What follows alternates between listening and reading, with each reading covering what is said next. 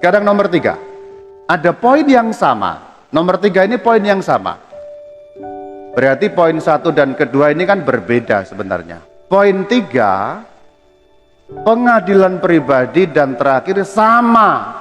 Berarti pengadilan pribadi dampaknya final dan abadi, tidak berubah. Jadi pengadilan pertama dan pengadilan kedua keputusannya sama. Ambil contoh saya.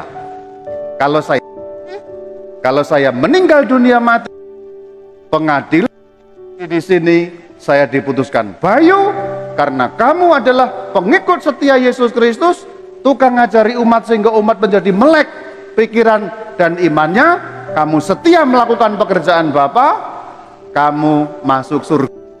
Nah, gitu. Di pengadilan pribadi, saya masuk surga. Tetapi nanti kalau pengadilan terakhir tetap tidak berubah. Ambil contoh sebaliknya, Bayu, karena kamu sudah hitam, jelek, tukang bohong, tukang ngomongin orang, tukang nipu, perbuatanmu jahat, sudah hitam, jelek, jahat pula, neraka. Bayu masuk neraka pada saat pengadilan terakhir. Bukan berarti pada saat pengadilan terakhir nanti bisa berubah. Saya nyogok Tuhan lalu masuk surga, tidak bisa. Sekali neraka pada saat pengadilan terakhir, sekali di surga saat pengadilan pribadi, pengadilan terakhir pun tetap akan jadi tidak mengubah keadaan dua pengadilan ini. Sampai di sini semoga paham mengenai alurnya kita nanti kalau meninggal dunia. Yuk mari kita baca sama-sama sekarang KG 1022. Yang bagian hitam kita baca bersama-sama. Pada saat kematian, setiap manusia menerima ganjaran abadi dalam jiwanya yang tidak dapat mati. Ini berlangsung dalam satu pengadilan khusus. Jadi sebenarnya di dalam pengadilan khusus, keadaan manusia sudah jelas. Begitu orang mati, yang surga jelas surga, yang neraka jelas neraka. Tidak berubah sampai pengadilan akhir zaman. Ini dasarnya Ibrani. Mari kita sama-sama baca yang di sebelah kanan. Sama seperti manusia ditetapkan untuk mati hanya satu kali saja, dan ayat suci dalam surat Ibrani membawa konsekuensi. Manusia mati hanya satu kali dan langsung dihakimi. Artinya reinkarnasi tidak mungkin terjadi. Ini tema lain. Kapan-kapan kita bicara, saya datang lagi ke Karawang untuk bicara reinkarnasi. Tapi itu tema lain, kita tinggalkan tema ini. Maka, benarkah ada gentayangan? Jawabannya tidak. Benarkah ada roh gentayangan? Jawabannya tidak. Kenapa tidak? Kita bersumber dari ajaran gereja tadi. Karena begitu orang mati, dihakimi langsung. Tidak mungkin ada roh yang lolos, ngeloyor, lalu kemana-mana semaunya terbang-terbang. Semua roh orang mati, detik dia meninggal, diadili. Tapi bener ada Romo. Nyatanya ada loh Romo. Di perapatan itu Romo. Kemarin perapatan itu tabrakan Romo. Ada orang naik motor, orangnya hitam dan botak, mabuk Romo, namanya Bayu. Sama orang naik motor juga, namanya Suradi, mabuk juga.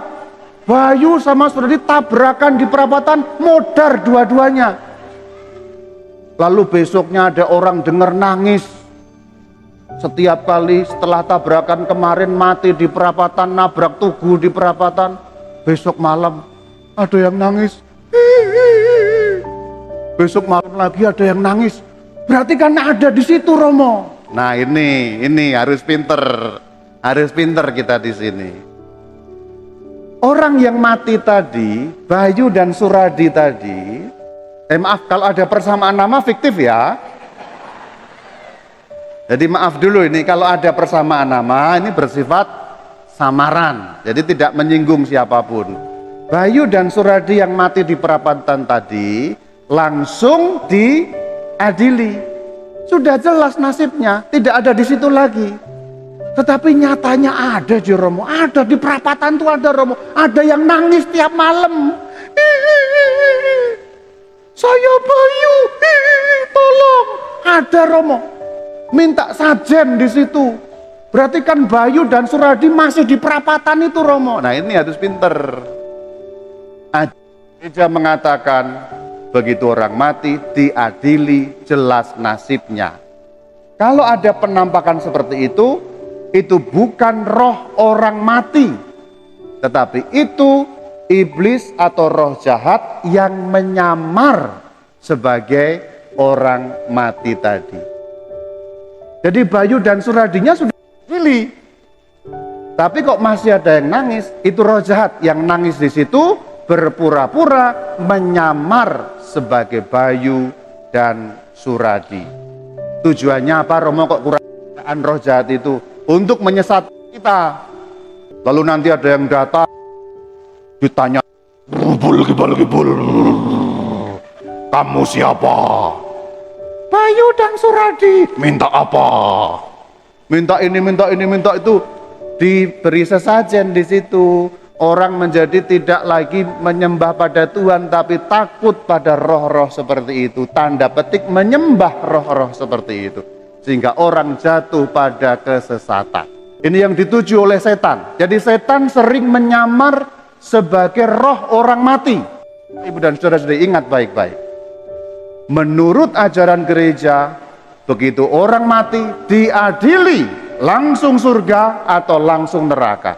Berarti roh orang mati tidak mungkin berkontak lagi, apalagi muncul minta sajen kembang, minta sajen dupa, minta sajen apalagi minta angpau. Enggak ada.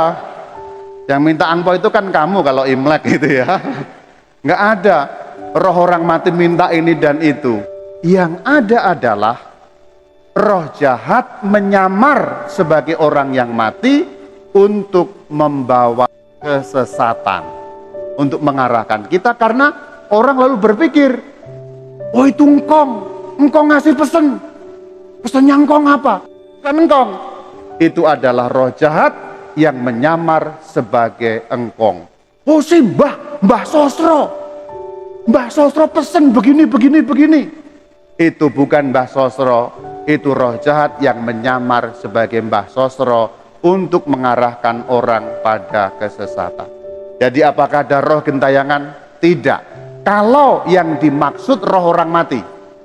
Tapi roh gentayangan yang sering muncul ada, betul ada, tetapi itu bukan roh orang mati, tetapi itu roh jahat yang menyamar sebagai orang yang mati. Ini pertanyaan pertama terjawab.